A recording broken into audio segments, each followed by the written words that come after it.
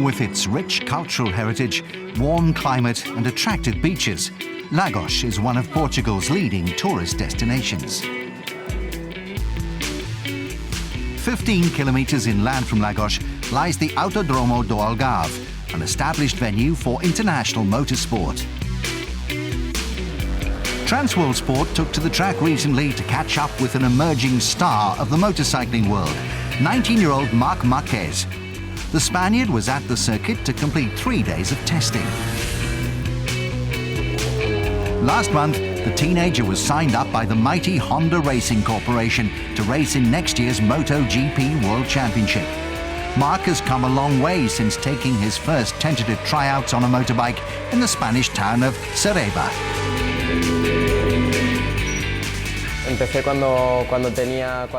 I started riding when I was 4 years old on a dirt bike that my father bought me. It had extra stabilizing wheels on each side because I couldn't balance on just 2 wheels. Then I started racing in motocross events. I gradually got faster, and then when I was 8, I competed in my age group at the Catalunya Championship, and I managed to win it. Marquez then switched to road racing, where his talent on 2 wheels continued to blossom.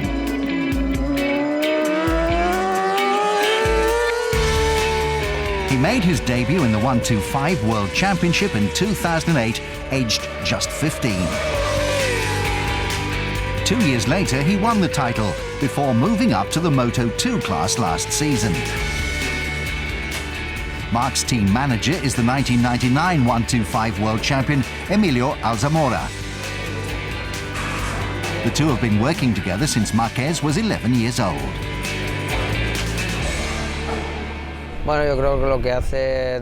The main thing that sets him apart from many other riders is that he's very hard-working.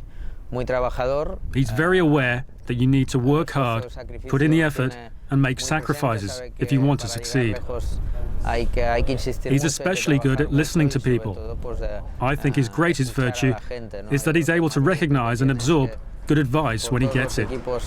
He's worked with a number of teams and race engineers on his way up to Moto2, and the fact that he's now going on to MotoGP is precisely because of this ability to take on board valuable information. Marquez's rise through the racing ranks has seen his name enter the record books alongside some of motorcycling's all-time greats. His 12 pole positions in 2010 equal the milestone of any moto class, set by 5-time world champion and another Repsol Honda rider, Mick Doohan, in 1997. His 125 championship winning year also saw Marc record 10 race wins, including 5 consecutive victories. But a racer's road doesn't always run smoothly. Last year, whilst holding a comfortable lead in the standings, Marquez suffered a serious injury to his right eye after crashing during a practice session at Sepang in Malaysia. The resulting vision problems ended his season and led some to question his future in the sport.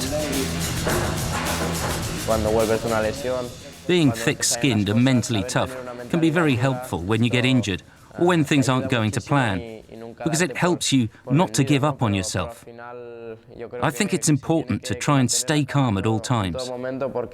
Experience has taught me that losing your temper really doesn't help. At that same Malaysian Grand Prix meeting last year, Marc and his fellow racers were stunned by the death of MotoGP rider Marco Simoncelli. The charismatic Italian's fatal accident came 13 months after Japanese rider Shoya Tomizawa had been killed at a Moto2 race in San Marino. It's only when things go wrong that you realize how dangerous the sport can be. It helps you evaluate what you do and reflect on lots of things. But incidents like this can happen, and when they do, you need to be able to deal with it. Marc's close-knit team of mechanics, engineers and managers has helped him cope with the ups and downs of life in the fast lane. Most of the team have been working together since his days in the 125 class, and Marquez hopes they'll all be able to follow him into MotoGP.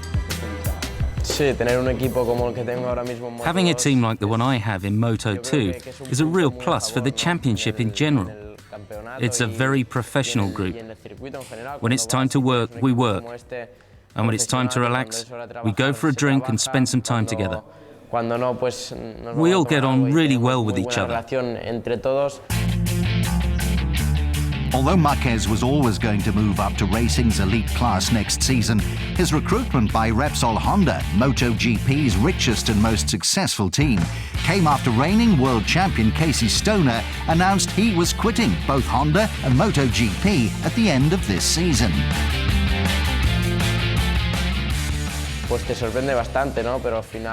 It was really surprising, but at the end of the day I respect his decision 100%, and I know he has his own reasons for wanting to move on.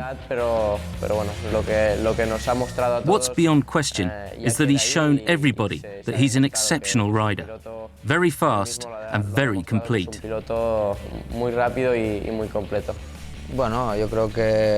We're honoured that the factory Honda team has put its faith in Marc and given him this opportunity to ride for them.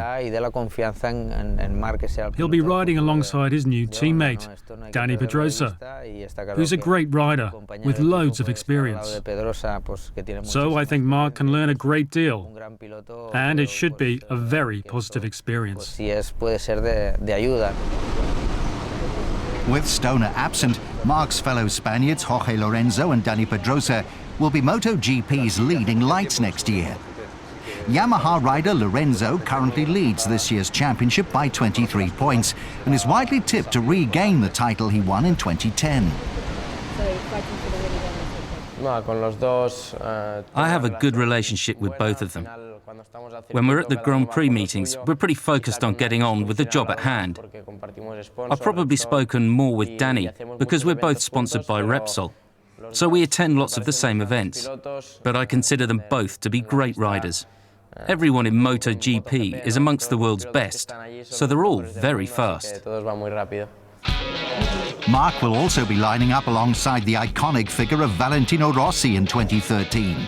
The 9-time world champion is in his second season with Ducati, where he's endured a torrid time, failing to win a single race and struggling to finish in the top 5. Following much speculation, Rossi has announced that he'll return to Yamaha next year, where he won 4 of his 7 MotoGP world titles.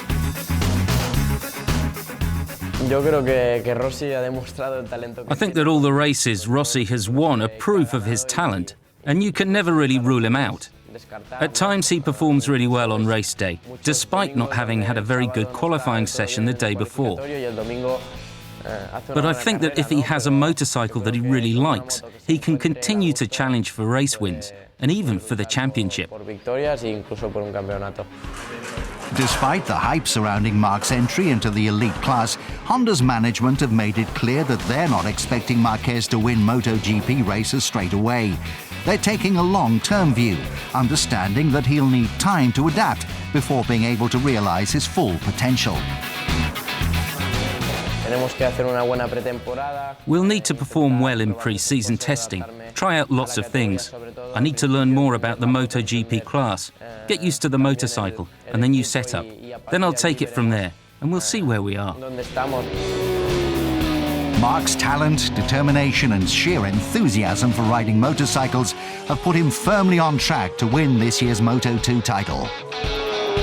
Those same qualities should ensure that next season will be the start of a long and successful career in MotoGP. You never know how the future's going to turn out, but I hope that I'll be competing for many years to come, because I'm passionate about racing. It's just something that I really enjoy.